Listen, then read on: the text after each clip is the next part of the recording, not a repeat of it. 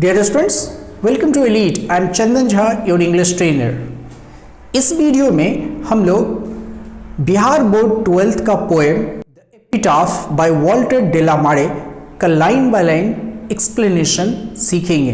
तो चलिए शुरू करते हैं। डियर स्टूडेंट्स, अब हम लोग स्टार्ट करते हैं एन एपिटाफ बाय वॉल्टर डेलामेयर, इसका line by line explanation. But इसके पहले हम लोग जान लेते हैं वॉल्टर डेलामेयर के बारे में। वॉल्टर डेलामेयर का जन्म 1873 ईस्वी में चार्ल्टन इन कैंट, जो इंग्लैंड में है, वहां हुआ था। 1956 ईस्वी में इनकी मृत्यु हुई। इनके फादर की मृत्यु तब हुई जब यह सिर्फ 4 साल के थे। तो ये फैमिली के साथ लंदन शिफ्ट कर गए कुछ समय के बाद। ये बच्चों के पोएट के रूप में जाने जाते हैं। हालांकि सुपरनेचुरल चीज़ों के लिए इन्होंने बहुत सारे पोएम्स, बहुत सारी राइटिंग इन्होंने किया। इनका जो मुख्य काम है वह है सॉन्ग्स फॉर चिल्ड्रन, पीकॉक पाई, दो काफ़ी महत्वपूर्ण वर्क माना जाता है। इनके पोएम में एक मेलनकली देखने को मिलता है। मेलनकली का मतलब होता है सैड, उदास। एक उदासी इनके पोएम में आपको मिलेगा। इन्होंने अपने पोएम के थ्रू इन ह्यूमन कंडीशन, जो मॉडर्न लाइफ में है, आधुनिक जीवन में जो अमानवीय कंडीशन है, स्थिति है, उससे अवेयर कराने की कोशिश की अपने वर्क के थ्रू। यह एक महान राइटर थे। एक शॉर्ट स्टोरी लिखते थे, नॉवेल्स लिखते थे। इनका इंटरेस्ट सुपरनेचुरल चीज़ों को लिखने में भी काफ़ी था। इनके वर्क के कारण क्वीन एलिजाबेथ द्वितीय ने इनको ऑर्डर ऑफ मेरिट का अवार्ड 1953 ईस्वी में दिया। अब हम लोग स्टार्ट करते हैं an epitaph line by line explanation. पहला लाइन है, here lies a most beautiful lady.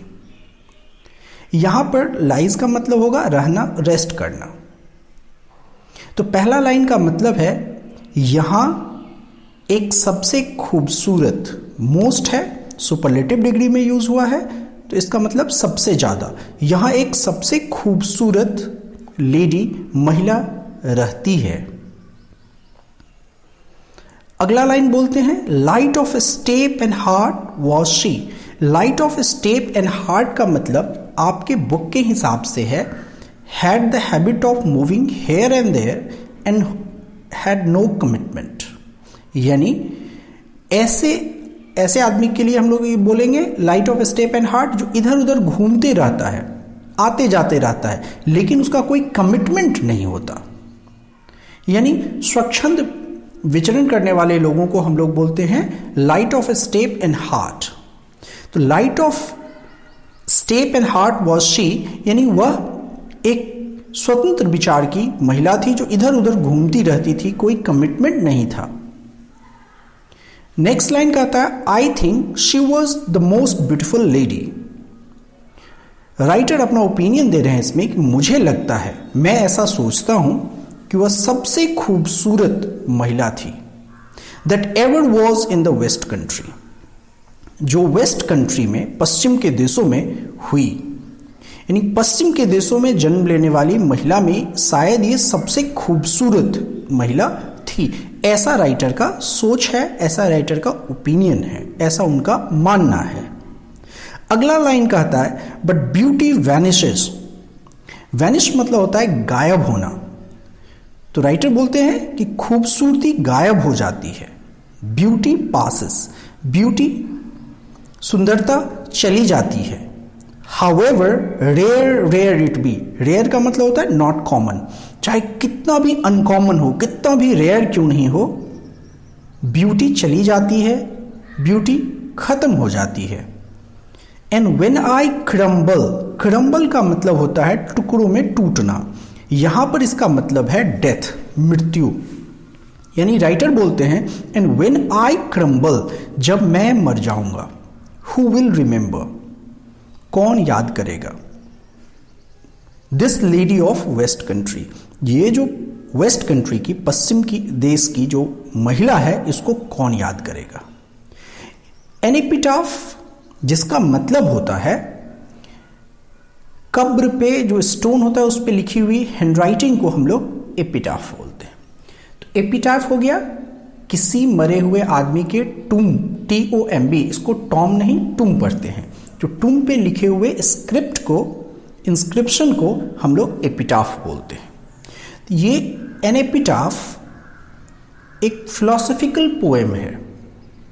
इसमें राइटर बताना चाहते हैं कि ब्यूटी चाहे कितना भी रेयर हो, रेयरेस्ट ही क्यों ना हो, यह कुछ समय तक ही रहेगा, हमेशा लास्ट नहीं करेगा। It will never last for ever. जो रियल ब्यूटी होता है वह है इनर ब्यूटी, जो कभी नहीं जाता, जो कभी फेड नहीं कर सकता। ये हमेशा जॉय लेके आता है और लोग आपको याद रखते हैं आपके इनर ब्यूटी के कारण, आउटर ब्यूटी के कारण नहीं। इसमें दो बातों पर राइटर फोकस करते हैं। पहली बात तो ये कि प्यार, लव या ब्यूटी, ये दोनों हमेशा नहीं चल सकता है।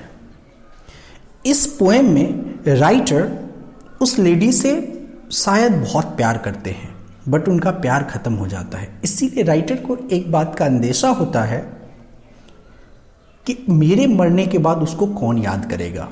सुंदरता के कारण कोई आपको याद नहीं करेगा।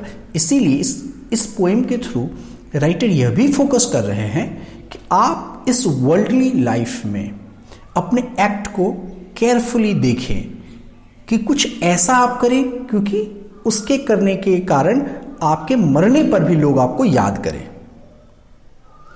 तो यह एक ब्यूटीफुली फिलोसॉफिकली लिखा हुआ एक पोएम है जिसका नाम है an epitaph by Walter de la Mare. Video में इतना ही। अगर आपको वीडियो पसंद आया तो वीडियो को लाइक करें, शेयर करें, चैनल को सब्सक्राइब करें और बेल आइकन को प्रेस करें ताकि आगे आने वाले वीडियोस का नोटिफिकेशन आपको समय पर मिलता रहे।